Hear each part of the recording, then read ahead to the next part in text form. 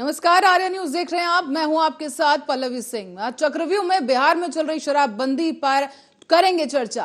बिहार में शराबबंदी के बावजूद बीते दिनों जहरीली शराब पीने की वजह से सैकड़ों लोगों की मौत हुई है। सरकार कह रही है कि 38 थे, लेकिन कुल मिलाकर 73 से भी ज्यादा ऊपर का आंकड़ा पहुंच चुका है। लिस्ट में करीब 30 लोग ऐसे भी हैं जो कि अंधे हो गए हैं, जो अस्पतालों में भर्ती हैं, और ये वो लोग हैं जिनके लिए विधानसभा में कहा गया कि पिएंगे तो मरेंगे ही। और सरकार इनके परिवारों को इनकी जिम्मेदारी से पल्ला झाड़ते हुए साफ नजर आई है। इन मौतों को 10 दिन बीत चुके हैं। 23 दिसंबर को जब हम इन गांव में पहुंचे तो पिता भाई को अग्नि दे चुके लोग हिंदू रीति रिवाजों के मुताबिक सर मुंडवाकर अंतिम संस्कार किए। सैकड़ों बच्चे अनाथ हो गए, औरतें विधवा हो गई। लेकिन इस मुश्किल वक्त में जिस सरकार को उन्होंने चुना था वो गायब है। वो जनप्रतिनिधि कहां हैं जो कल तक बिहार बदलने के दावे कर रहे थे और इसी के साथ सरकार में आने का दावा करते थे। अब सवाल यह है कि क्या सीएम नीतीश कुमार और डिप्टी सीएम तेजस्वी यादव में इतनी हिम्मत है कि वो उसी विधानसभा में खड़े होकर ऐलान करें कि शराब पीने वाले और उनके परिवार वाले हमें वोट ना दें।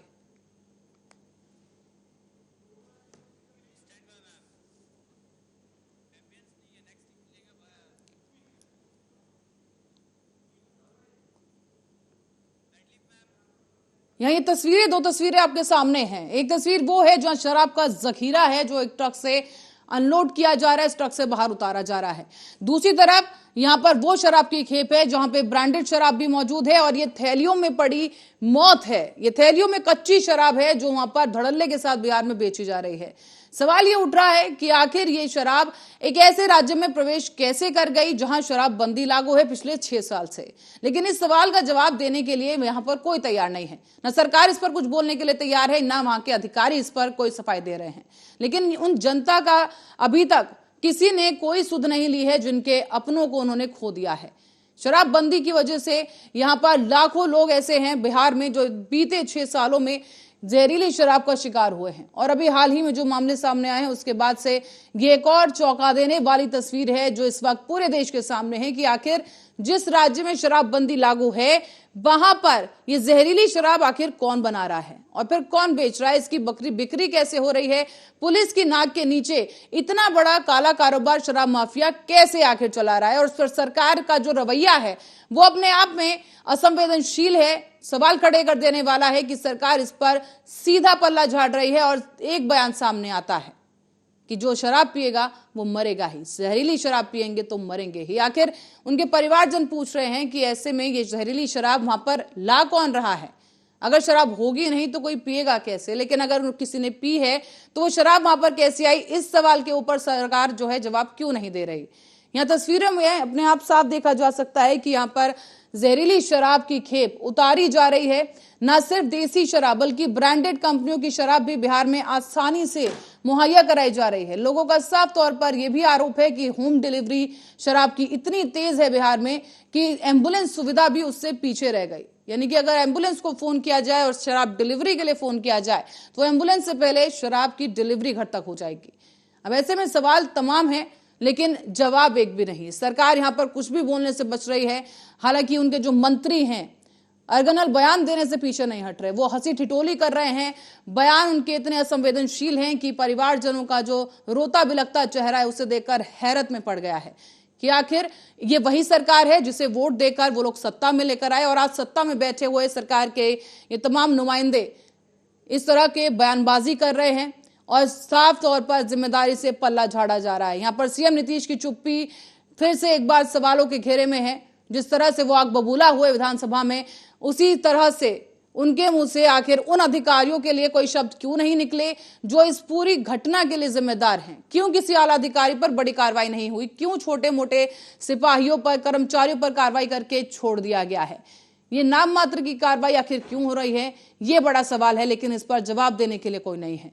यहाँ पर लोग रो रहे हैं, बिलख रहे हैं, लेकिन बावजूद इसके उनकी सुनने वाला कोई नहीं है। अब वो ये पूछ रहे हैं कि आखिर ये बच्चे कहाँ जाएं, इनका क्या भविष्य है, क्योंकि कुछ ऐसे परिवार भी है जिनमें कमाने वाला सिर्फ एक इंसान था और वो जहरीली शराब की भेंट चढ़ गया है। अब उन परिवारों का आखिर क्या होगा? सरकार ने साफ तौर पर मुआवजा देने से मना कर दिया है। सरकार ने अपना एक तर्क दिया है मुआवजा ना देने को लेकर, लेकिन अब ये परिवारजन पूछ रहे हैं कि अगर मुआवजा नहीं मिला तो वो अपना जीवन यापन कैसे करेंगे, क्योंकि एक कमाऊ शख्स उनके परिवार का वो खो चुके हैं। अब उन बच्चों का भविष्य आखिर क्या होगा? वो महिलाएं आखिर क्या करेंगी जिनके सर पर अब उनके पति का हाथ नहीं है, पति का साथ नहीं है? आखिर वो माताएं क्या करेंगी जिनका युवा बच्चा शराब पीने की वजह से मौत की गद में समा गया है? लेकिन इन तमाम सवालों का जवाब देने के लिए सरकार आगे नहीं आई है और ना ही सरकार की तरफ से कोई ऐसा बयान आया जो इन रोते बिलखते चेहरों पर हल्की सी राहत दे सके।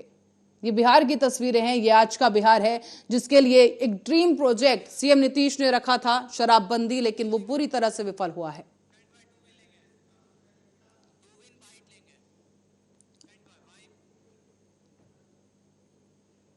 और बिहार में इस शराबबंदी के दौरान हुई मौतों को लेकर जिस तरह की बयानबाजी सामने आई है, अब आपको वो भी सुनवाते हैं।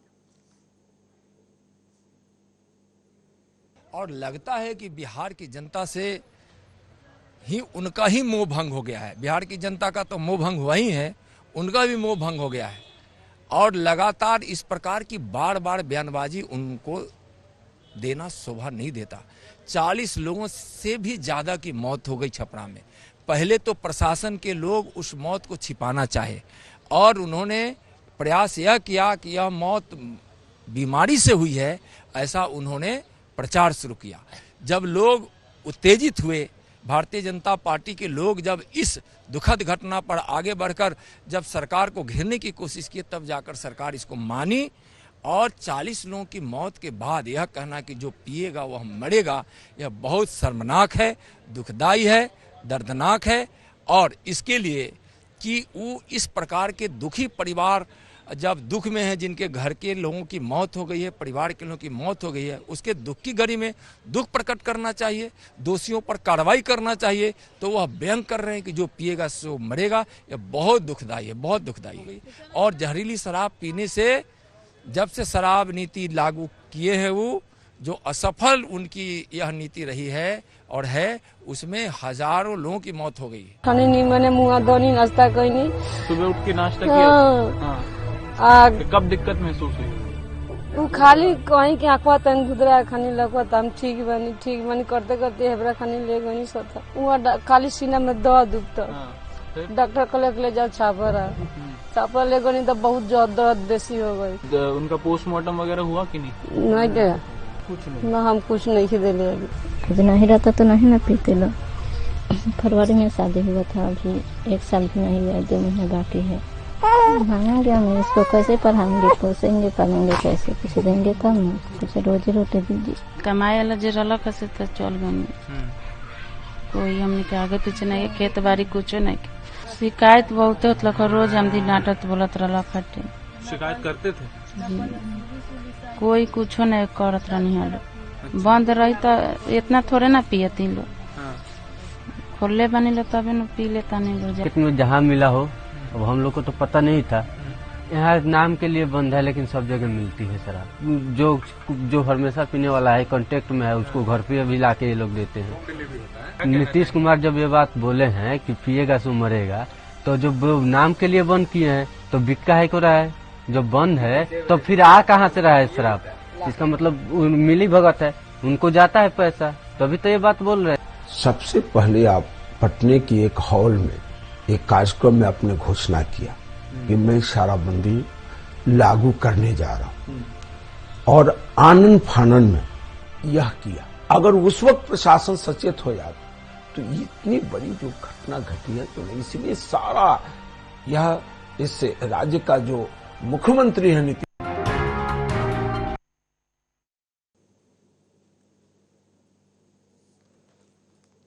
यहाँ आपने सुना कि किस तरीके से यहाँ पर ये बच्चे हैं जो कह रहे हैं कि शराब खुलेआम बिक रही है। शराब अगर यहाँ पर आती नहीं तो पिए नहीं जाती, और पी नहीं जाती तो इस तरह से मौत नहीं होती। मातम छाया हुआ है पूरे बिहार में, और कई जगह ऐसी हैं जहाँ पर अभी भी शराब बिक रही है। धड़ल्ले के साथ जहरीली शराब बेची जा रही है, क्योंकि शराब माफिया भी कहीं ना कहीं निश्चिंत हैं कि कोई कार्रवाई उन पर नहीं की जाएगी। यहाँ पर पुलिस के जो आला अधिकारी हैं जो इस बात के लिए जिम्मेदार हैं, उन पर भी अब तक कोई कार्रवाई नहीं हुई है। यहाँ पर आपको बता दें कि छोटे पुलिसकर्मियों को सस्पेंड कर दिया गया, उन पर कार्रवाई की गई, लेकिन उन बड़े अधिकारियों को कोई नहीं पूछ रहा। एसपी को वहां से ऐसे संबंधित राज्यों से निलंबित नहीं किया गया, संबंधित जगहों से निलंबित नहीं किया गया जिनकी देखरेख में पूरी कानून व्यवस्था वहां पर थी। ऐसे में जनता ये सवाल उठा रही है, आक्रोश है लोगों के मन में कि आखिर ये वही सरकार है जिसे वोट देकर हमने चुना है और आज यही सरकार उनसे मुंह मोड़े खड़ी हुई है। और इसके ऊपर अब सीएम नीतीश की तरफ से अब तक ऐसा कोई आधिकारिक बयान नहीं आया है जो इन मासूम लोगों पर किसी तरह की राहत उन्हें दे सके। तस्वीरें काफी दिल दहला देने वाली हैं जो इस वक्त सामने आ रही हैं बिहार से, कि यहाँ पर जहरीली शराब पीने की वजह से एक बड़ा आंकड़ा है लोगों का जो मौत की जद में समा गया है, जो अपनी जिंदगी से हाथ धो बैठे हैं। और इस दौरान लोगों के मन में सिर्फ अब यही डर है, यही चिंता है कि अब उनका क्या भविष्य होगा, क्योंकि जिस तरीके से जहरीली शराब से अचानक से उन्होंने अपने अपनों को खो दिया है, अब उनके सामने आर्थिक संकट इस वक्त बड़ा खड़ा हो गया है कि आखिर वो अपनी आमदनी का क्या करेंगे, किस तरीके से गुजारा करेंगे, क्योंकि सरकार ने साफ तौर पर मुआवजा देने से मना कर दिया है। हालांकि इसको लेकर विपक्षी और विरोधी दल नीतीश सरकार को घेर रहे हैं, लगातार उन पर बयानबाजी की जा रही है, लगातार कटाक्ष किए जा रहे हैं, लेकिन बावजूद इसके सरकार की तरफ से अभी तक अपना रुख उस पर वो अडिग हैं। जिस तरह से सीएम ने कहा था कि मुआवजा नहीं दिया जाएगा, इस पर अभी भी वो अड़े हुए हैं और अब तक मुआवजे को लेकर कोई स्पष्टीकरण नहीं आया है। अभी भी वो इसी बात पर अड़े हैं कि मुआवजा नहीं दिया जाएगा। लेकिन सवाल यहाँ पर उठ रहा है कि जो लोग मर गए हैं शराब पीने की वजह से, उन्हीं को अपराधी क्यों ठहरा दिया जा रहा है। इस बात पर प्रशासन के ऊपर कोई सवाल क्यों नहीं खड़े कर रहा कि ऐसी जगह पर जहां शराबबंदी है वहां आखिर ये शराब की बिक्री कैसे हुई, बिहार के अंदर, बिहार की सीमा के अंदर आखिर जहरीली शराब लाई कैसे गई, और अगर बिहार के अंदर ही वो शराब बनाई जा रही है तो फिर पुलिस के नाक के नीचे इस तरह से जो शराब माफिया हैं शराब को कैसे बना सकते हैं, अवैध शराब किस तरीके से बन सकती है पुलिस को बिना इसकी खबर हुए। ये बहुत अटपटा सवाल है कि बिना पुलिस की किसी भी तरह की खबर हुए इस तरह से शराब बनाई जा रही है और उसकी बिक्री हो रही है, होम डिलीवरी हो रही है, लेकिन पुलिस के अधिकारियों को इसकी भनक तक नहीं लगी। ये मानना मुश्किल है, बल्कि असंभव है कि ऐसा हो कि पुलिस की जानकारी के बगैर इतना बड़ा रैकेट, इतना बड़ा शराब माफिया बिहार में सर उठाए खड़ा है, लेकिन पुलिस को खबर नहीं है। यहाँ पर लोगों का सवाल उठाना लाजमी है, विपक्षियों का सवाल उठाना लाजमी है कि आखिर शराबबंदी अगर है तो उसका असर क्यों नहीं दिखाई दे रहा। ये जो शराबबंदी का प्रोजेक्ट है, जो कि सीएम नीतीश का ड्रीम प्रोजेक्ट जिसे कहा जा रहा था, वो आखिर इतनी बुरी तरीके से ध्वस्त हो चुका है, परास्त हो चुका है, विफल हो गया है। लेकिन नीतीश सरकार जो है इस पर जिम्मेदारी लेने से अभी भी पीछे हट रही है, पल्ला झाड़ रही है, बल्कि उन्हीं लोगों को अपराधी बना दिया है जिन लोगों ने अपनी जान गंवा दी है।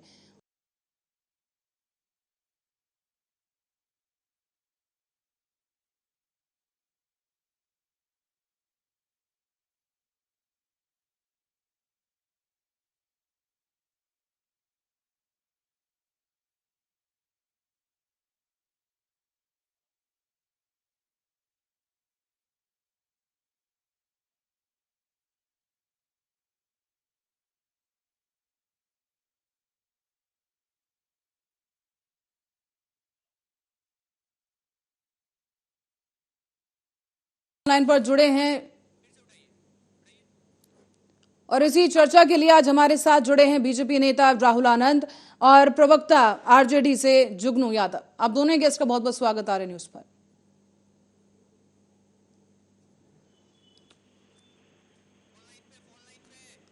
जुगनू यादव जी, सबसे पहला सवाल मेरा आप ही के साथ है कि शराबबंदी के नाम पर सरकार और प्रशासन की इतनी बड़ी विफलता सामने आई है, उसकी जिम्मेदारी लेने की जगह एक के बाद एक असंवेदनहीन बयान सामने आ रहे हैं। इन मौतों की जिम्मेदारी क्या लोगों पर ही डाल दी जाएगी? सरकार की कोई जवाबदेही नहीं होगी? जुगनू यादव जी।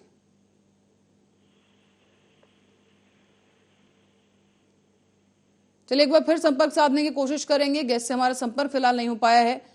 यहां पर हम आपको बता दें कि आज की चर्चा इसी मुद्दे पर होगी कि आखिर बिहार में सरकार की जवाबदेही कितनी है, किस हद तक है, और इस बात पर आखिर सरकार कब तक मौन बनी बैठी रहेगी। एक बार कह दिया कि मुआवजा नहीं दिया जाएगा, उसके बाद इससे पल्ला नहीं झाड़ा जा सकता। और जनता के सवालों का जवाब आज हम आर्या न्यूज पर उठाएंगे कि आखिर बिहार में उन लोगों का भविष्य अब क्या होगा जिन्होंने अपने अपनों को खो दिया है इस जहरीली शराब पीने की वजह से, जिन लोगों की मौत हुई है उनके परिवारों का अब क्या होगा, उनके बच्चों का अब क्या होगा, और जो लोग विकलांग हो गए हैं या जिनकी आंखों की रोशनी चली गई है, अब उन लोगों के परिवारों का जीवन यापन कैसे होगा। जो आर्थिक संकट इस वक्त इन परिवारों के सामने है, उसे कौन आखिर दूर करेगा, कौन इनकी मदद करेगा, क्योंकि सरकार तो साफ तौर पर अपनी आंखें मूंद कर पीठ मोड़े खड़ी हुई है और ये परिवार अब रोते बिलखते यहां पर अस्पतालों में है।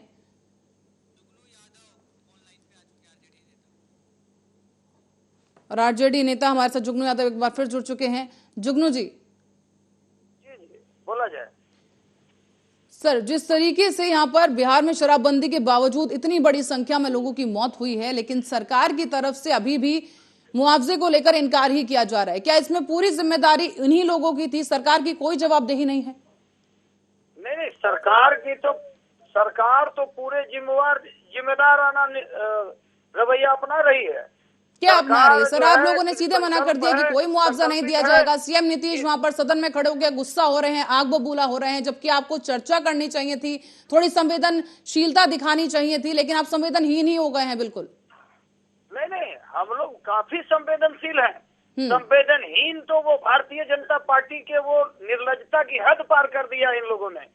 शराबबंदी जो है, हम लोगों के अंतर्राष्ट्रीय नेता महात्मा गांधी का एक संकल्प था शराब मुक्त जो है भारत बनाने का, और उसी ट्रैक पे बिहार के मुखिया माननीय मुख्यमंत्री नीतीश कुमार जी और माननीय उप मुख्यमंत्री तेजस्वी प्रसाद यादव जी शराब से, अवैध शराब से या वैध शराब से कितनी माताओं की मांगे सुनी हो गई, कितनी पत्नियों की मांगे सुनी हो गई, कितनी माताओं की कोख सुनी हो गई, और कितने बच्चे जो है अनाथ हो गए। और मुझे बहुत हास्यास्पद लगता है कि भारतीय जुगनू जी, ये बात तो हमें भी पता है कि कितने बच्चे अनाथ हो गए हैं, लेकिन ये बताइए कि अब उन अनाथ बच्चों का भविष्य क्या है? आपने तो मुआवजा देने से मना कर दिया है, लेकिन अब ये बच्चे किसकी तरफ देखें? इनके तो करता धरता चले गए ना अब दुनिया से। नहीं, ये इसके पीछे तो एक साजिश है ना। एक शायर ने कहा है कि बादलों के दरमियां कुछ ऐसी साजिश हुई और जिनका घर मिट्टी का था उन्हीं के घर बारिश हुई। ये निर्लज पार कर दिया है भारतीय जनता पार्टी के नेताओं ने। ये लोग शराबबंदी को फिर से चालू करवाने का प्रयास कर रहे हैं और ये समानांतर सरकार चलाना चाहते हैं। अवैध शराब का कारोबार करवा कर और समानांतर सरकार चलाना चाहते हैं। इन लोगों को थोड़ी सी भी अगर हया और शर्म है तो शराबबंदी के पक्ष में ये लोग लगे और शराबबंदी से ये लोग अपना जो ये लोग संलिप्त हैं, ये लोग जो है सो आए सामाजिक न्याय के मुख्यधारा में। और शराबबंदी जुगनू जी, बड़ी आसानी से आपने बीजेपी पर इसका ठीकरा फोड़ दिया, लेकिन चलो मान लिया कि वो बदनाम करने की कोशिश कर रहे हैं, लेकिन शराब बनाई तो बिहार में ही जा रही है ना। आपका प्रशासन आखिर क्या कर रहा है? इस बारे में आप क्यों नहीं बात करते हैं कि पुलिस बुरी तरह विफल हुई है? ये जिम्मेदारी क्यों नहीं लेते हैं आप? नहीं, हमारी सरकार, राष्ट्रीय जनता दल और ये महागठबंधन की सरकार मिलजुल कर शराबबंदी के प्रति हम लोग माइक्रो जो है सो नजर रखे हुए हैं। कहाँ नजर रखे हुए हैं सर? 84 लोग मर गए यहाँ पर। नहीं, ये मर नहीं गए। इन लोगों को षड्यंत्र के शिकार किया जा रहा है राज्य सरकार को बदनाम करने के लिए। चलिए, राहुल आनंद जी हमारे पास मौजूद है, हमारे साथ बीजेपी नेता। राहुल आनंद जी से जवाब लेते हैं। राहुल आनंद जी, सबसे पहले तो मैं उन लोगों के प्रति संवेदना प्रकट करना चाहूंगा जिन लोगों ने अपने परिजनों को इस त्रासदी में खोया है। और चर्चा की शुरुआत करने से पहले मैं कहना चाहूंगा, लेकिन नौका तट छोड़ चली, कुछ पता नहीं किस ओर चली, या बीच नदी की धारा है, सूझता ना कोई किनारा है, ले लीला भले या धार मुझे, लौटना नहीं स्वीकार मुझे। मेरे कहने का तात्पर्य यहाँ ये है कि किसी को मुख्यमंत्री बनने के लिए लालसा है और जंगल राज का बेताज बादशाह बनने की ख्वाहिश है, और किसी को लाशों के ढेर पे प्रधानमंत्री बनने का संकल्प है। जिन लोगों ने शराबबंदी का समर्थन किया, शायद मैं बता दूं अपने उस मित्र को जो आरजेडी के बैठे हैं हमारे साथ पैनल में, वो भारतीय जनता पार्टी ने ही किया था इसकी शुरुआत और उनका साथ दिया था। लेकिन जब सत्ता में रहते हुए भी हमने बार बार शराबबंदी की समीक्षा की मांग करते रहे, लेकिन ये माननीय मुख्यमंत्री जी ने कभी ध्यान नहीं दिया। जिस आवेश में और जिस घमंड के साथ आरजेडी के लोग अपनी बातों को रख रहे हैं, बड़ा ही शर्म आता है ये कहते हुए कि अपनी जिम्मेदारी लेने से वो कतरा रहे हैं। चलिए जल्दी से जवाब ले लेते हैं जुगनू जी से। राहुल जी जवाब ले लेते हैं जुगनू जी से कि जुगनू जी, सर्वे की जो बात यहाँ पर राहुल आनंद जी कर रहे हैं, सर्वे क्यों नहीं करवाया गया?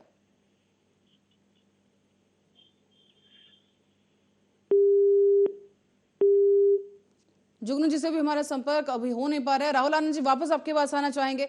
सर, बिहार में जो शराब की होम डिलीवरी हो रही है उस पर भी सीएम नीतीश अभी तक चुप बैठे हैं, इस पर आपका क्या कुछ कहना है? और दूसरी तरफ आपसे ये सवाल भी है मेरा कि यहाँ पर सीधे तौर पर एक बार फिर से बीजेपी पर आरोप लगा दिए गए हैं कि जानबूझकर जो एजेंसियां भेजी जा रही हैं जांच के लिए बिहार में, वो बदनाम करने की कोशिश की जा रही है बिहार सरकार को। देखिए, जब कोई सरकार जब शासन में रहती है और उसके जो मुखिया होते हैं उनके कंधे पे बहुत सारी चीजों की जिम्मेदारी होती है, क्योंकि प्रजा ने उनको लोकतंत्र में इसलिए चुनकर भेजा था क्योंकि वह उनके लिए फैसले ले सके और उनके लिए काम कर सके। जब राबड़ी देवी ने जब सत्ता को त्याग किया था तो उस समय 200 करोड़ का व्यापार था, और जब शराबबंदी की जब घोषणा की गई उस समय 4000 करोड़ का व्यापार था। तो इसका मतलब जो 3800 करोड़ रुपए जो बढ़ा, जो गली गली शराब की दुकानें खोल दी गई, जो स्कूल चौराहे पे भट्टियां खोल दी गई, उसके लिए कौन जिम्मेदार है? प्रश्न यहाँ ये उठता है। दूसरा प्रश्न ये उठता है कि जब भारतीय जनता पार्टी ने इसकी समीक्षा की मांग की तो समीक्षा से क्यों कतराते रहे? तीसरा प्रश्न यहाँ ये उठता है कि जिन लोगों ने अपने परिजनों को खोया है, क्या वो एक षड्यंत्र की तरह खोया है? इस तरह का अगर कोई बयान देता है तो फिर इसकी तुलना राहुल जी, जुगनू जी हमारे साथ एक बार फिर जुड़ गए हैं। जुगनू जी, राहुल जी ने 3 बड़े सवाल यहाँ पर उठाए, मैं चाहूंगी आप दूसरे सवाल का पहले जवाब दें कि जो समीक्षा की बात की गई थी, जो सर्वे की बात की गई थी, आखिर वो क्यों नहीं किया गया? जुगनू यादव जी। लोग तो गली गली भारतीय जनता पार्टी के लोगों ने शराब का दुकान खुलवा दिया था माननीय मुख्यमंत्री नीतीश कुमार जी पर दबाव बनाकर। अब ये जो है सर्वे की बात करते हैं और उससे कितना आय हुआ इसकी बात करते हैं, ये भी कोई बात हुई क्या? अरे आनंद जी, पूरे देश और दुनिया के लोग इस चैनल के माध्यम से देख रहे हैं। आज आप जो है खिसियानी बिल्ली खंबा उखाड़ने की बात कर रहे हैं। आप सदन के अंदर में लोकतंत्र के मंदिर में जो है काफी नृत्य, ये नंगा नाच कर रहे हैं। इससे देश की जनता और राज्य की जनता देख रही है आप लोगों का चाल चरित्र और चेहरा का क्या है। पर जुगनू जी, सर्वे कराने में आखिर नुकसान क्या था? आपने सर्वे कराया क्यों नहीं? समीक्षा क्यों नहीं करवाई गई? नहीं, समीक्षा हमारे माननीय मुख्यमंत्री तो समीक्षा सर्वे और हर चीज पे तैयार है। शराबबंदी को एकदम बिल्कुल कड़ाई के साथ लागू करना है और किया जा रहा है। मैं एक सवाल इनसे करना चाहता हूं आपके चैनल के माध्यम से, स्पष्ट तौर पर बताएं कि शराबबंदी जो है लागू रहनी चाहिए कि खत्म हो जानी चाहिए? भारतीय जनता पार्टी का स्टैंड क्या है ये बताएं देश की जनता को, राज्य की जनता को। चलिए पूछ लेंगे, लेकिन जुगनू जी जिस हिसाब से हालात है बिहार में, लग नहीं रहा है कि शराबबंदी वहां पर है। चलिए राहुल जी। यहाँ तो नहीं, समानांतर रूप से ये लोग संचालित करवाने का काम कर रहे हैं ना सदन में। देखे सर, सवाल तो यही उठ रहा है ना कि क्या बीजेपी खुद किसी के घर जा जाकर उन्हें शराब दे रही है? बिहार की बाउंड्री के अंदर शराब पहुंच कैसे रही है? सवाल तो यही है। जनता तो यही जानना चाह रही है ना कि चलिए शराब किसी षड्यंत्र के तहत अगर शराब आई है, लेकिन शराब आई तो बिहार में ही है ना। शराब का अवैध निर्माण करा रहे हैं जहरीली शराब का, ये राज्य की जनता देख रही है। मैं एक बात यही तो जानना चाह रहा हूँ आपके चैनल के माध्यम से, ये बताएं भारतीय जनता पार्टी की प्रवक्ता है, बताएं कि शराब लागू रहनी चाहिए कि बंद हो जानी चाहिए? चलिए राहुल आनंद जी जवाब ले लेते हैं। राहुल आनंद जी, क्या शराबबंदी रहनी चाहिए या बंद हो जानी चाहिए मौजूदा हालात जिस तरह से बिहार में? मुझे थोड़ा मौका दीजिएगा, मैं सारे प्रश्न का उत्तर देता हूँ। जी बिल्कुल। सबसे पहले तो मैं ये इनको स्पष्ट कर दूं कि जब शराबबंदी लागू की गई थी तो उसमें सत्ता में कौन सी सरकार थी, पहले तो ये स्पष्ट हो जाए। इसी से क्लियर हो जाएगा कि शराबबंदी का समर्थन किसने किया था। दूसरी बात मैं बता दूं कि जो ये जिम्मेदारी लेने से बच रहे हैं, और जिस तरह से माननीय मुख्यमंत्री जी ने भी कहा था, और सदन की बात करें अगर हम, सदन की आत्मा विपक्ष में विराजमान होती है और प्रत्यक्ष को प्रमाण की आवश्यकता नहीं होती है। मैंने अपनी चर्चा के पहले शुरुआत में ही कहा था कि किसी को लाशों के ढेर पे प्रधानमंत्री बनने का संकल्प ले रखा और किसी ने जंगल राज का बेताब बादशाह बनने की सोच रखी है। जब आपके राज्य में लोगों की मौतें होती हैं, आप उसको देखने तक नहीं जाते हैं। और तेजस्वी यादव जी रात को 2 बजे चले जाते हैं, रुके, रात को 2 बजे पीएमसीएच चले जाते हैं और रात को 2 बजे वो एनएमसीएच चले जाते हैं। क्या जुगनू जी आएंगे आपके पास भी? जुगनू जी आपको पूरा मौका दिया जाएगा बोलने का। क्या उनको थोड़ा भी वक्त नहीं मिला उनके साथ संवेदना प्रकट करने का? जुगनू जी आप दोनों एक समय में बोलेंगे, जनता समझ नहीं पाएगी। सर प्लीज थोड़ा समय दीजिए, आपको भी पूरा मौका दिया जाएगा बोलने का। राहुल आनंद जी बात पूरी कीजिए। जी, और मैं आपको बता दूं कि कहीं कोई घटना, जनता पार्टी के मंत्री थे। जुगनू जी बात पूरी कर लेने दीजिए, आपके पास भी लौटेंगे, पूरा मौका दिया जाएगा आपको बोलने का। राहुल आनंद जी बात पूरी कीजिए। देखिए जी राहुल आनंद जी बोलिए। देखिए, जो अनुशासन में रहकर अगर अनुशासित होकर अगर बात करे उसकी झलक आपको पर्दे पे नजर आ रही होगी। और दूसरी बात मैं आपको बता दूं कि अगर माननीय मुख्यमंत्री जी का अगर आचरण इस प्रकार से दुर्भाग्यपूर्ण होगा सदन के अंदर, और जब वो तुम ताम पे उतर जाएंगे तो फिर वो कैसे विपक्ष को सम्मान कर सकते हैं? और जिस भाषा का इस्तेमाल जुगनू जी भी कर रहे हैं, उससे साफ ये प्रमाणित होता है कि जो जनता ने जो मैंडेट दिया था जिस सरकार को सत्य में राज करने के लिए, उसको ठग कर बनाई गई सरकार ऐसी ही होती है जो जिम्मेदारी लेने से बचती है। हम सरकार में भी थे, उस वक्त भी मांग करते थे कि शराबबंदी की समीक्षा होनी चाहिए। जब लगातार, इस बात पे ध्यान दीजिएगा, मैं जो आंकड़े कुछ पेश करने जा रहा हूं, लगातार बिहार के अंदर जब से शराबबंदी हुई है तब से भारतीय जनता पार्टी ने प्रश्न उठाया है, और सिर्फ जिद के आगे सारे लोग नतमस्तक हैं। एक मजाक अगर बताया जाए बिहार सरकार का, तो मैं आपको बताऊं कि 2016 से 2020 के बीच में जो सरकार ने आंकड़ा जारी किया है, उस आंकड़े में 20 लोगों की मौत का जिक्र किया गया है। तो ये आंकड़े छुपाने की भी बात यहाँ नजर आती है। दूसरी बात, जो पुलिस पदाधिकारी अपराधी को पकड़ सकते थे, वो सारे लोग अपनी नौकरी बचाने के पीछे लग गए हैं। ऐसी उल्टी सीधी कार्रवाई हो रही है पुलिस अधिकारियों पे, तो खुद डर का माहौल है कि वो नौकरी करें या अपराधी को पकड़े या शराब को पकड़े। तो अगर आपकी प्रशासन अपनी नौकरी बचाने लगेगी तो फिर वो जनता का सेवक कैसे बनेगी? लगभग 50,000 ऐसे केसेस हैं जो शराबबंदी होने के बाद रजिस्टर्ड हुए हैं और वो फाइन दे के छूट रहे हैं। तो राहुल जी, जब आप लोग भी सत्ता में साथ में थे, राहुल जी जब बीजेपी भी गठबंधन में थी बिहार में, तो उस दौरान क्या लगता है, क्या चैलेंजेस वहां पर सामने आ रहे थे कि शराबबंदी हो तो गई कागजों में, लेकिन हकीकत में वो लागू ही नहीं हो पा रही है? देखिए, जब भारतीय जनता पार्टी सत्ता में थी तो लगातार इस बात का मांग उठाती थी, और मैं आपको प्रत्यक्ष रूप से भी बता देना चाहूंगा कि हमारे बोचहा के विधायक ने इसकी मांग की थी और हमारे प्रदेश अध्यक्ष ने भी मांग की थी कि शराबबंदी की समीक्षा करने की आवश्यकता है, क्योंकि कहीं अगर लूप होल है तो उसको बंद करने की जरूरत है। जो बॉर्डर लाइन है, आप देखो बिहार में गोपालगंज एक ऐसी सीमा है जो बॉर्डर लाइन है। आप नवादा वगैरह देखिए, वो रांची का बॉर्डर लाइन है। बिहार अपनी पड़ोसी राज्यों से इस प्रकार गिरा है जहां से शराब बहुत आसानी से आ सकती है। जो ट्रकें पकड़ी जा रही हैं, जिन अधिकारियों पे कार्रवाई हो रही है, क्या कार्रवाई कर रोका जा सकता है? राहुल जी सिर्फ एक सवाल, क्या लगता है पुलिस की जानकारी के बगैर शराब माफिया हरकत में आ सकते हैं? दूसरा सवाल, क्या पुलिस की जानकारी के बगैर शराब बन सकती है बिहार में? देखिए, 2 सवाल। अगर पूरे सिस्टम की अगर हम बात करें तो नहीं, सिर्फ हाँ या ना राहुल जी, सिर्फ हाँ या ना, क्या आपको लगता है कि पुलिस की जानकारी के बगैर इतना बड़ा रैकेट चल सकता है? बिहार में शराब आ सकती है, बन सकती है? देखिए, जब ये घटना घटा था तो उस समय ही प्रमाण उपस्थित हो गए थे कि लोगों ने कहा कि थाना को पता है कि कहाँ शराब बनता, फिर भी कार्रवाई नहीं की। चलिए चलते फटाफट से जुगनू जी के पास। जुगनू यादव जी, राहुल आनंद जी ने साफ तौर पर कह दिया यहाँ पर कि बिना पुलिस की जानकारी के ये इतना बड़ा रैकेट नहीं चलाया जा सकता। खुद लोग यहाँ पर कहते हैं कि थाना प्रभारी के पास पूरी जानकारी रहती है, तो इस पर आप क्या कहेंगे सर? देखिए, मैं एक बात बताना चाहता हूँ, ये लोग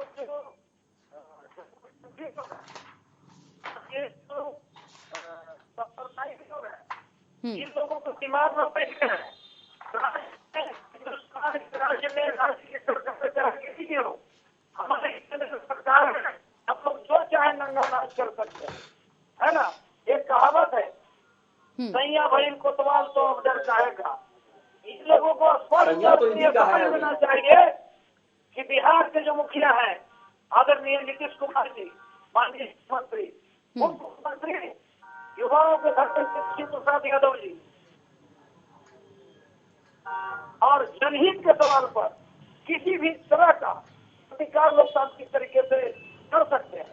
और इन लोगों को ये चल नहीं रही है यहाँ पे। ये लोग जो है ये जवाब देना कि भारतीय जनता पार्टी के उस समय के मंत्री अर्जुन राय बिहार राज्य के रेवेन्यू मिनिस्टर थे, उनके भाई जो है उनके स्कूल में शराब का अवैध भंडारण किया गया, उसमें इन्होंने क्या कार्रवाई किया। और ये लोग देख रहे हैं महाराष्ट्र के टाइप पर खेला करना चाह रहे थे। यहाँ पे लोकतंत्र का गला घोटने का काम भारतीय जनता पार्टी के लोगों का करना है और इसी ट्रैक पे ये लोग चल रहे हैं। लेकिन ये बिहार ऐसी धरती है कि जहाँ से पूरे देश और दुनिया को लोकतंत्र का पाठ पढ़ाया गया। इन लोगों को पता होना चाहिए कि बिहार की धरती काफी ऊर्जावान है, बिहार के लोग काफी मेहनती है और जो राज्य सरकार का जो हमारा शराबबंदी का जो योजना है, इसको हम लोग निश्चित तौर पे शराबबंदी लागू रहेगी। इन लोगों की जुबान में ये स्पष्ट बताया ना, ये चैनल पे बैठे हुए हैं, शराबबंदी लागू करनी चाहिए कि बंद हो जानी चाहिए, ये बताएं। इनके नेता बताएं।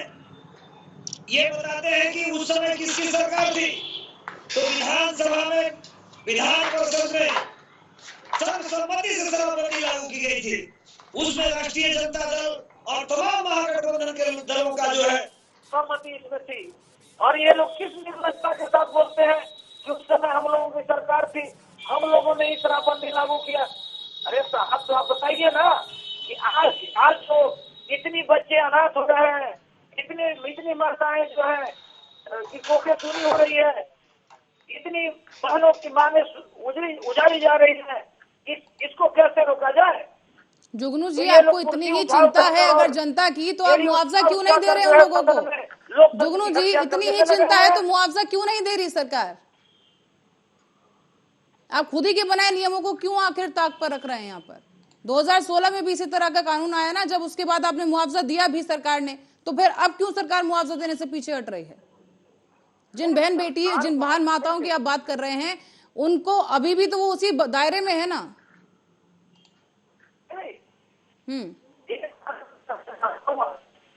इस चैनल के माध्यम से तमाम दर्शक भाई बहनों को कि गलत तरीके से अगर शराब का सेवन कोई करता है या कोई भी जो है नशीले पदार्थ का सेवन करता है और उससे अगर किन्हीं की मृत्यु होती है तो वो एक ट्रेंड चल पड़ेगा और ये लोग जो है साजिश रच कर और यही ट्रेंड को आगे बढ़ाएंगे।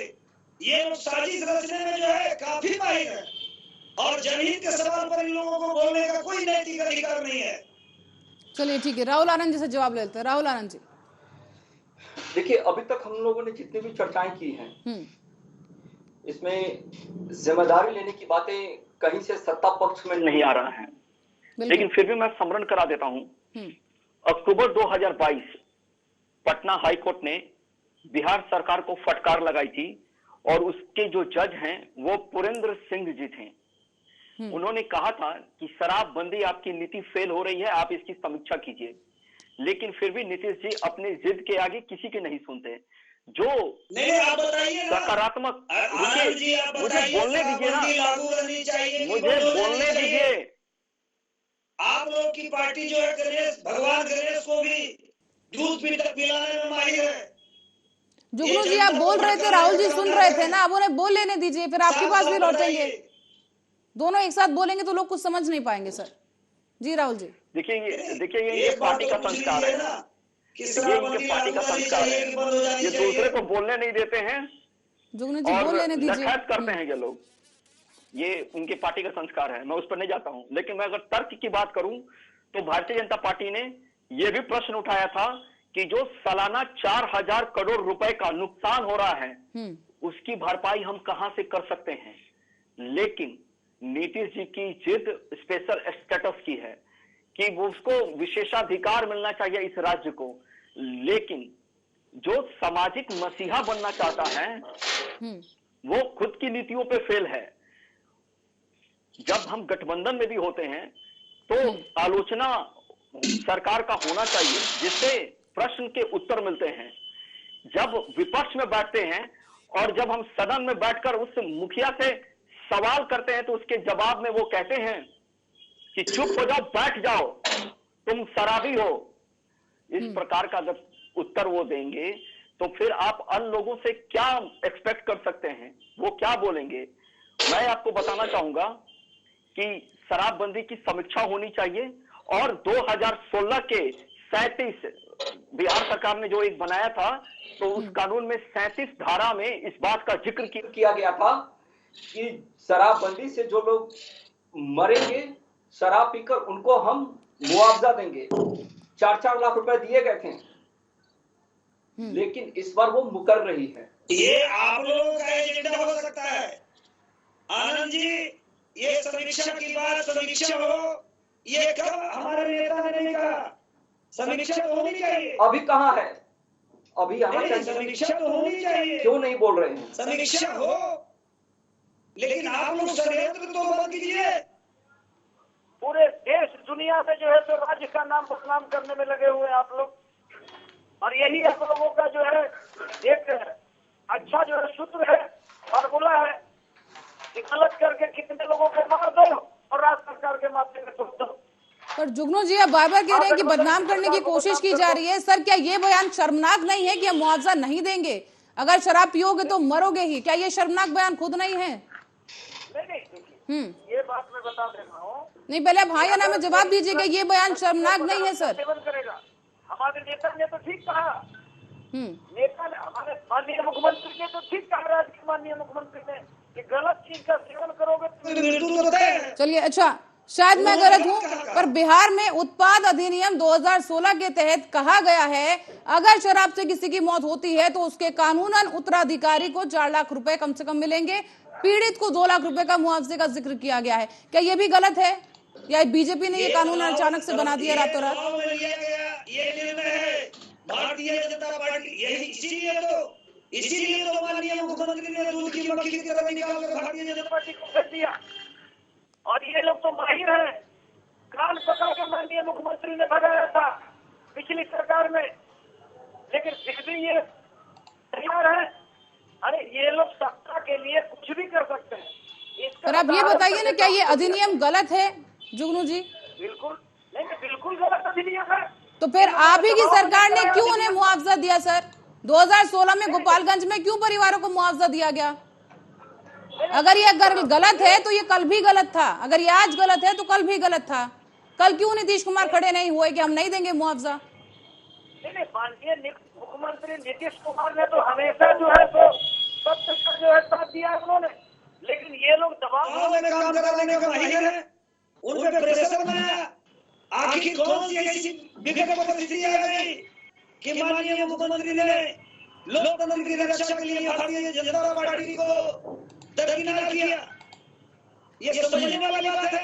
मैं एक सवाल आनंद जी से पूछना चाहता हूँ, महाराष्ट्र में जो अभी सरकार है, ठीक है, वहाँ के जो माननीय उप मुख्यमंत्री हैं, कभी मुख्यमंत्री हुआ करते थे, और ये लोग जो है निर्लजता की हद पार कर दिया और माननीय पूर्व मुख्यमंत्री को माननीय उप मुख्यमंत्री बना दिया सत्ता के लिए। कभी डॉक्टर जो है वो कंपाउंडर हो सकते हैं। इन लोगों का कोई मोरल नहीं है, एक ही मोरल है कि सत्ता में बने रहे। आप बताइए ना, नहीं कौन सा मोरल है आपका? महाराष्ट्र का मुख्यमंत्री देवेंद्र फडणवीस, और देखिए सत्ता के लिए जो है षड्यंत्र। मैं कुछ बोलना चाहूंगा भाई, मुख्यमंत्री ने मत बना तो मत बना, उप मुख्यमंत्री बना लो, और देखिए कि सत्ता के लिए वो पीछे पीछे भाग रहा है। अपना प्रोटोकॉल भी इन लोगों को ख्याल नहीं है, पद का प्रोटोकॉल की भी गरिमा का इन लोगों को कुछ। चलिए ठीक है जुगनू जी, अब राहुल आनंद जी कुछ बोलना चाह रहे हैं। जी राहुल आनंद जी। देखिए, सबसे पहली बात तो ये है, इको हो रहा है आवाज बहुत ज्यादा। सबसे बड़ी बात यह है कि जिस प्रकार से जुगनू जी अपनी बातों को रख रहे हैं कि भारतीय जनता पार्टी के लोग शराब बेचते हैं, तो मुझे लगता है कि इनके पास प्रमाण भी होंगे। ये उन लोगों को गिरफ्तार करवा दें, और मैं बता रहा हूँ उनको वो गिरफ्तार करवा दें। वो मीडिया पे बैठकर क्यों बातें कर रहे हैं? मीडिया पे बैठकर इस प्रकार की अनाप शनाप बातें क्यों कर रहे हैं? अगर कहीं सिस्टम कमजोर है, लेकिन कहाँ गलत बोल रहा हूँ? अरे आपके मैं बोलूं स्कूल में भी लौटेंगे सर आपके पास भी लौटेंगे। जुगनू यादव जी, किया गया था कि नहीं किया गया था? जुगनू यादव जी, आपको पूरा समय दिया जाएगा सर। राहुल आनंद जी, देखिए, जो स्कूल की बातें वो कर रहे हैं, मैं उनको भी स्पष्ट कर दूं कि वो स्कूल की बाउंड्री के उधर थी और उस पर कार्रवाई भी हुई। और दूसरी बात मैं बता दूं कि जिस प्रकार से वो बातें कर रहे हैं कि जुगनू जी आप फिर बोल पड़े बीच में। सर आप जब बोल रहे थे, राहुल आनंद जी सुन रहे थे ना, आप सुनने दीजिए प्लीज, उनको भी अपना पक्ष रखने दीजिए। दोनों ही गेस्ट का इंपॉर्टेंट है मेरे लिए पक्ष रखना। राहुल आनंद जी,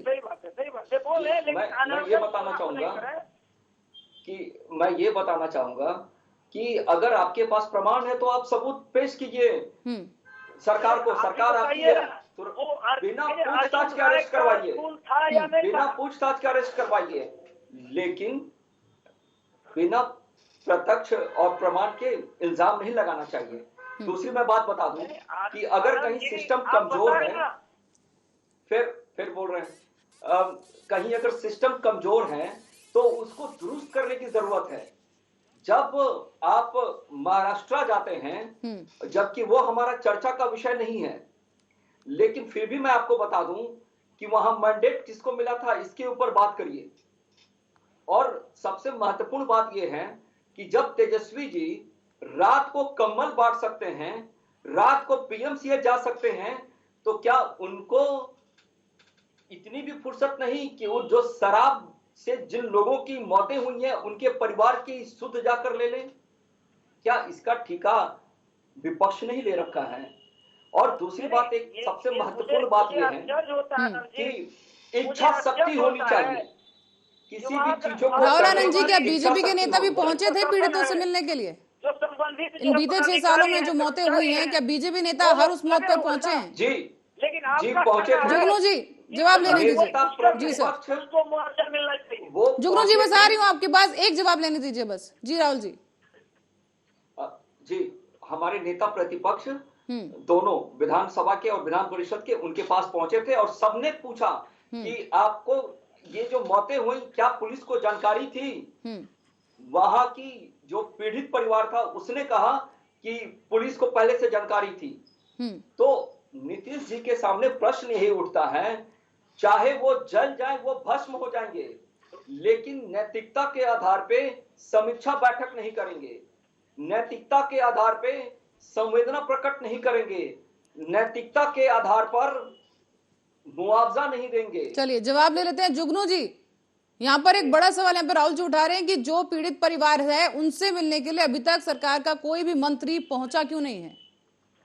नहीं, ये जो है एक बात में तो माने नहीं है लोग कि ये लोग, इन लोगों को पता कैसे चल जाता है? सरकार की विजिलेंस को पता नहीं होती है, सरकार को पता नहीं होता है, और कहीं कोई घटना घटता है इस तरह का तो इन्हीं लोग को सबसे पहले पता चल जाता है। इसलिए इन लोगों का जो है काफी संलिप्तता है उस कार्यों में, इसलिए इन लोगों को सबसे पहले पता चल जाती है। चलिए, आपको अगर बाद में भी पता चला तो क्या आप गए मिलने के लिए पीड़ित परिवारों से? हम लोगों की संवेदना तो है ही, हम लोगों की संवेदना है। हमारी कहाँ संवेदना है सर? आपके बयानों में तो नहीं नजर आ रहा है, माफ कीजिएगा, लेकिन बयानों में बिल्कुल नजर नहीं आ रहा है कि कोई भी दुराचारी को अगर फांसी की सजा होती है तो उसके परिजनों को भी मुआवजा मिलना चाहिए। कोई भी जो है मर्डर जिसको अगर जेल भेजा जाए तो उनको भी परिजनों को मुआवजा मिलनी चाहिए। तो ये लागू क्यों नहीं कर देते हैं?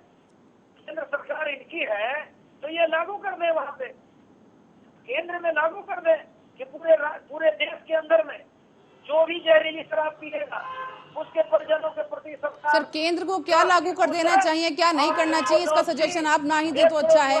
बिहार में पहले जो चीज लागू है उस पर बात कर लीजिए। ये लोग चाहते ही हैं कि भारत के लोग शराब में आकंठ डूबे रहे ताकि सरकार के प्रति किसी का ध्यान ही ना हो। ये लोग खुद चाहते हैं, खुलकर चाहते हैं कि पूरे देश के लोग शराबी हो जाएं और पूरे देश के लोग। सर आप ये कहना, जुगनू जी, क्या आप ये कहना चाह रहे हैं कि आपकी सरकार इतनी असक्षम है कि कोई भी आगे कोई भी साजिश रचेगा और सरकार बैठी देखती रहेगी और आप सीधे ठीकरा फोड़ देंगे कि भाई विपक्षी हमारे साथ आके साजिश रच रहा है, हमारी सरकार तो भैया कुछ नहीं कर सकती है? आप यही कह रहे हैं अपने बयानों के जरिए कि नीतीश की सरकार इतनी ज्यादा मतलब कमजोर है कि वो लड़ने के योग्य नहीं है? कोई भी आएगा राज्य में कुछ भी करेगा और वो बैठे देखते रहेंगे बस। ये लोग जो है किस टाइप के लोग हैं और ये लोग जो बोल रहे हैं कि हम लोग जो है वहां गए मिलने, अरे आप लोग का संलिप्त है तो आप लोग को पहले पता चल ही जाएगा कि ऐसा उस तरह का घटना घटा है। अरे भाई, जैसे मेरा कहना है हमारी सरकार अगर अक्षम होती तो ये कार्रवाई नहीं करती। जी राहुल जी, और मैं बता देना चाहता हूँ माननीय मुख्यमंत्री जी का स्पष्ट ये निर्णय है, उप मुख्यमंत्री जी का निर्णय है कि गलत में कोई भी संलिप्त हो, चाहे जहरीली शराब में हो या लॉ एंड ऑर्डर को बिगाड़ने में हो, सुशासन को डैमेज करने में हो, उसको किसी तरह की सहानुभूति नहीं रहेगी उनके प्रति। चलिए राहुल आनंद जी, कानून का सम्मान करने वाले लोग हैं। जी जुगनू जी, अब राहुल आनंद जी से प्रतिक्रिया ले लेते हैं। जी देखिए, एक बहुत पुरानी मूवी है बहू बेगम, उसके फिल्म का एक गाना है जो मुझे याद आ गया। निकले थे कहां जाने के लिए और पहुंचे हैं कहां मालूम नहीं, अब अपने भटकते कदमों को मंजिल का दिशा मालूम नहीं। नहीं, ये तो बिल्कुल आप लोगों से चरितार्थ हो रहा है। सिर्फ यही जुगनू जी, आप फिर बोल रहे हैं बीच में सर। यही प्रमाण जब आप बोल रहे थे राहुल जी सुन रहे थे ना, उन्हें भी अपना पक्ष रखने का मौका दीजिए सर। इसके लिए मैं अपने महागठबंधन और राष्ट्रीय जनता दल की ओर से आपको बधाई देता हूँ कि ये आपकी पार्टी के ऊपर पूरा का पूरा चरितार्थ होता है, मालूम नहीं कहाँ जाना है। चलिए जुगनू जी, अब जवाब ले लेते हैं सर, प्रतिक्रिया ले लेते हैं। जी राहुल आनंद जी, देखिए, जब से महागठबंधन की सरकार आई है तब से अपराधीकरण बढ़ गए हैं। आप एनसीआरबी का एक बार डाटा उठाकर देखिएगा, जिस दिन माननीय मुख्यमंत्री जी ने कहा, अरे जुगनू जी वो लेने दीजिए सर, तो मैं चुनाव लड़ूंगा, उसी दिन बिहार के अंदर गोलियां बरसने लगी। सरकार जब बनी उस समय विकास सिस्टम को सामाजिक न्याय के मुख्यधारा में लाने का काम इन्होंने किया। मैं बोलूं ठीक से, अगर आप दोनों एक समय पे बोलेंगे सर, 2 मिनट का समय दीजिए, उन्हें भी अपनी बात रखने दीजिए। जी, और सबसे बड़ा मैं उदाहरण देना चाहूंगा कि अभी 3 जगह उपचुनाव हुए हैं। एक जगह आरजेडी जीती, 2 जगह बीजेपी ने बहुमत से जीत हासिल की। आप इसी से अंदाजा लगा लीजिए कि बिहार की जनता में किसको लेकर जागरूकता है। अगर महागठबंधन इतनी शक्तिशाली है तो इनको हर वो कोना छित कर देना चाहिए। इनकी लिटमस टेस्ट तो यहीं पे फेल हो गई। नहीं, ये आप कैसे कर रहे हैं? हमारा वोटिंग का रेट क्या रहा? जुगनू जी एक सेकंड, राहुल जी एनसीआरबी के आंकड़ों के आप जिक्र कर रहे थे, तो आप ही ने जाहिर किया यहाँ पर कि एनसीआरबी ने जो आंकड़े दिए हैं और मौत का आंकड़ा छुपाया गया बिहार में जो है, तो फिर आप सवाल क्यों उठा रहे हैं? भाई केंद्र के अधीन है एनसीआरबी, तो उसके जो आंकड़े हैं उस पर आपको भरोसा क्यों नहीं, बीजेपी को भरोसा क्यों नहीं है? देखिए, जो मौत के आंकड़ों की जो बात है, और कभी भी कोई जो स्वतंत्र संस्था होती है वो अपना कार्य करती है और उसको मान के चलना होता है। और मैं सिर्फ इतना कह रहा हूं कि जब से माननीय मुख्यमंत्री जी ने अपने आप को उस जंगल राज के मसीहा के सामने नतमस्तक किया है, तब से बिहार के अंदर अपराधियों के हौसले बढ़ गए हैं। और लगातार आपको मैं प्रमाण भी दे दूंगा, जिस दिन उन्होंने घोषणा किया पटना के फुलवारीशरीफ में गोलियों से भून दिया गया, बाकरगंज में लूट कर ली गई, पटना सिटी में हत्या कर दी गई, जंगल राज की बात मत बोला कीजिए। पुलिस प्रशासन कहाँ है? मैंने जो कहा कि नौकरी बचाने के पीछे है, वो नौकरी बचा रही है अपनी।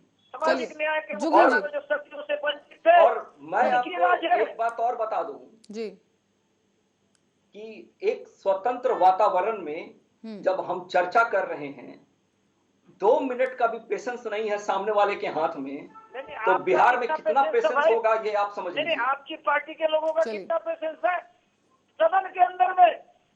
जुगनू जी मुद्दे की बात करिए सर, जुगनू जी मुद्दे की बात करिए। राहुल आनंद जी ने सवाल उठाया कि कानून व्यवस्था जो है बिहार में अब ध्वस्त होती जा रही है, यहाँ पर उस पर आप क्या कहेंगे? जुगनू जी। जी जी जी जी कानून व्यवस्था पर सवाल उठा दिए राहुल आनंद जी ने। नहीं, ये क्या कानून व्यवस्था की बात करेंगे? जहाँ पे संविधान बनता है, कानून बनता है, वहाँ इनके नेता कहते हैं कि एक विशेष वर्ग को, एक धर्म विशेष को टारगेट करके कहते हैं मुसलमानों की वोटिंग खत्म कर दो। इनके विधायक बिहार के सदन में बचौल ने साफ कहा है कि मुस्लिम वर्ग के लोगों को वोटिंग राइट से वंचित कर दो। ये किस आधार पर ये इनके नेता कहते हैं, उस पर क्या कार्रवाई की गई? क्या यही इनका लोकतंत्र है, संविधान है? किस आधार है, ये क्या आधार है इनका? सदन के अंदर में नेता सदन के प्रति, नेता सदन उप के प्रति ये चेयर से उनका स्वागत करते हैं, और यही जंगल राज की बात करते हैं। चलिए जुगनू जी, अब तो सत्ता में, जुगनू जी अब तो सत्ता में आपकी सरकार है ना गठबंधन में, सरकारी प्रशासन की मिली भगत पर कोई बयान अभी तक क्यों नहीं आया? शराबबंदी के जो मामले की अगर हम बात करें, जो मौतें अभी हुई हैं, उसे आप कैसे नकार सकते हैं कि पुलिस की भी यहाँ पर मिली भगत है? और अगर है तो क्यों आला अधिकारियों पर कार्रवाई क्यों नहीं की गई? नहीं, अभी जांच चल रही है, और जो लोग संलिप्त इसमें पाए जाएंगे उसमें पूर्णतः कार्रवाई की जाएगी। और कितना समय लगेगा सर? 10-12 दिन बीत चुके हैं, और कितना समय लगेगा? नहीं, बहुत जल्द। और आप देखते जाइए आगे आगे होता है क्या। ये जो भी लोग संलिप्त हैं, चाहे जितने ताकतवर लोग हैं, केंद्र की जितनी बड़ी ताकत उनको प्रोटेक्ट कर रही है, वो सबको बेनकाब करेगी राज्य सरकार, और सबको सलाखों के अंदर में बंद करेगी। ये मैं बता देना चाहता हूँ चैनल के माध्यम से। चलिए, माफियाओं को पकड़ लेगी, लेकिन अभी भी आपने जवाब नहीं दिया। पुलिस अधिकारियों पर कार्रवाई क्यों नहीं? एसपी पर अभी तक कार्रवाई क्यों नहीं हुई? निलंबित क्यों नहीं किया गया उसको? साफ कहा कि चाहे कितना बड़ा पद पर बैठा हुआ पदाधिकारी हो या कोई भी नेता हो, अगर इसमें संलिप्त पाए गए तो वो सलाखों के अंदर नजर आएंगे। चलिए जुगनू जी, अब जरा ये भी बता दीजिए कि उन परिवारों का सवाल फिर घूम फिर के वहीं आ गया कि आपने मुआवजा देने से मना कर दिया नीतीश सरकार ने, लेकिन अब उन लोगों का आखिर अब क्या होगा जिनके सर पर अब कोई बड़े का हाथ नहीं है, या उनके पति चले गए हैं, गुजर गए हैं शराबबंदी की वजह से और इस जहरीली शराब को पीने की वजह से? मैं तो इन्हीं से पूछ रहा हूँ। नहीं, उनसे मत पूछिए, सत्ता में आपकी सरकार है, आप जवाब दीजिए। जवाबदेही आपकी बनती है कि उन लोगों का अब क्या होगा? कार्य में संलिप्त है, उनको स्वतंत्रता सेनानी का पेंशन दिया जाएगा, ये लोग लागू करवा रहे हैं। नहीं, गलत कार्य में जो संलिप्त है उनके परिजनों के लिए ये लोग सेंट्रल में वैकेंसी निकाल दें। भारतीय जनता पार्टी का सरदार भी होता है भारत जलाओ पार्टी, इनका बस मुख्य इनका एजेंडा है भारत को संग तबाह कर देना। चलिए राहुल आनंद जी, हंसी आती है ये कहते हैं उनके परिजनों को जो है यहाँ पर फिर आप ही के ऊपर ठीकरा फोड़ दिया गया है। जी राहुल आनंद जी, बीजेपी के ऊपर यहाँ पर फिर सवाल खड़े कर दिए। अभी तक ये जितनी बातें कर रहे हैं सब में केवल केंद्र और सब में भारतीय जनता पार्टी, तो फिर आप सत्ता भारतीय जनता पार्टी के हाथ में। जुगनू जी, समय की कमी है सर, एक फाइनल कमेंट लेने दीजिए। जी राहुल आनंद जी, यूपी न बन गया बिहार, और यहाँ के लोग जेल में डर के मारे ना जाने लगे, तो फिर आप भारतीय जनता पार्टी का नाम बदल देना। अब इससे ज्यादा कुछ कहने की आवश्यकता नहीं है। पर राहुल आनंद जी, एक आखिरी सवाल आपसे मेरा ये होगा कि केंद्र सरकार बीजेपी लगातार मुआवजे की बात यहाँ पर कर रही है, काफी चिंता है आप लोगों को, उन लोगों की जिनके परिवार के लोग अब मर चुके हैं शराब पीने की वजह से, तो क्या केंद्र की तरफ से कोई मुआवजा उनके लिए जारी होगा? बीजेपी क्यों कोई मुआवजा नहीं जारी कर देती? और तैयारी देखिए, ये जो विषय है ये राज्य का। जुगनू जी जवाब लेने दीजिए सर, जुगनू जी जवाब लेने दीजिए। जी राहुल, ये जो विषय है ये राज्य का विषय है। राज्य सरकार अगर इसके ऊपर कोई कदम नहीं उठाती, अलग है क्या? नहीं, बिहार भारत से अलग है क्या? जी बताइए राहुल आनंद जी, क्या बिहार देश से अलग है? पहले आप ये समझिए कि राष्ट्रीय स्तर की बातें क्या है और राज्य स्तर की बातें क्या है। नहीं, केंद्र सरकार क्यों नहीं पैसे दिया? अरे आपको तो और पैसा देना जुगनू चाहिए। जी जवाब लेने दीजिए सर, समय की कमी है मेरे पास। राहुल आनंद जी को बोलने दीजिए। जी राहुल आनंद जी। मैं ये कह रहा था कि आपने जो प्रश्न किया ये राज्य का विषय है। राज्य सरकार ने 2016 के अधिनियम के 37 सूचांक 37 के तहत गोपालगंज में मुआवजा दिया था। अभी वो नहीं दे रही है, उसके पीछे उनकी क्या रणनीति है ये महागठबंधन के लोग बेहतर समझ सकते हैं। हम विपक्ष में होते हुए बस मांग कर सकते हैं, वो कितनी बातों को मानेंगे ये उनके ऊपर निर्भर करता है। गलत कार्य जो करेगा उसको प्रश्रय नहीं किया जाएगा। चलिए समय की कमी है मेरे पास। राहुल आनंद जी, जुगनू यादव जी, बहुत बहुत धन्यवाद आप लोगों का हम दोनों के साथ जुड़ने के लिए। और दर्शकों को बता दें कि यहाँ पर हमारे साथ जुड़े थे दोनों गेस्ट, और यहाँ पर एक बार फिर हमें जवाब जरूर नहीं मिला इस बात का कि आखिर उन परिवारों का क्या होगा, क्योंकि सरकार अभी भी एक दूसरे पर आरोप प्रत्यारोप कर रही है, लेकिन उन लोगों के बारे में अब तक किसी ने नहीं सोचा, कोई नहीं सोच रहा कि आखिर उन लोगों का भविष्य क्या होगा। और शराबबंदी जिस तरह से बुरी तरह विफल हुई है, आखिर उसका क्या भविष्य है बिहार में। बिहार में शराबबंदी पर सियासत लगातार गर्माती जा रही है, विपक्ष लगातार मुआवजे की मांग कर रहा है। और अब सवाल ये उठता है कि क्या सीएम नीतीश कुमार और डिप्टी सीएम तेजस्वी यादव में इतनी हिम्मत है कि वो उसी विधानसभा में खड़े होकर ऐलान करें कि शराब पीने वाले और उनके परिवार हमें वोट भी न दे। साथ ही मुआवजा भरने के लिए मुआवजे में मरने वालों को जो मुआवजे की मदद नहीं दी जा रही है, मदद के तौर पर उनके परिवार वालों को आखिर अब क्या होगा, उन्हें क्या मुआवजा दिया जाएगा, या उनकी आर्थिक तंगी जो है वो कैसे दूर होगी। और उनकी मदद न देकर सरकार उन्हें भी कहीं ना कहीं कानूनन दोषी मान रही है। अगर सरकार यही करती है तो फिर पहले मुआवजा क्यों दिया गया? तब भी तो शराबबंदी थी, सुशासन बाबू सरकार में आप ही थे। हम ये पूछना चाहते हैं कि इन लोगों की मौत का जिम्मेदार कौन है? और अगर सरकार अपनी जिम्मेदारी से इस तरह भाग सकती है तो जिस बिहार ने देश को राजनीति सिखाई, वही बिहार आज राजनीति के अखाड़े में बदल चुका है। लोग इसमें पिसते नजर आ रहे हैं। आज चक्रव्यूह में फिलहाल के लिए इतना ही। देश दुनिया की तमाम खबरों के लिए देखते रहिए आर्या न्यूज।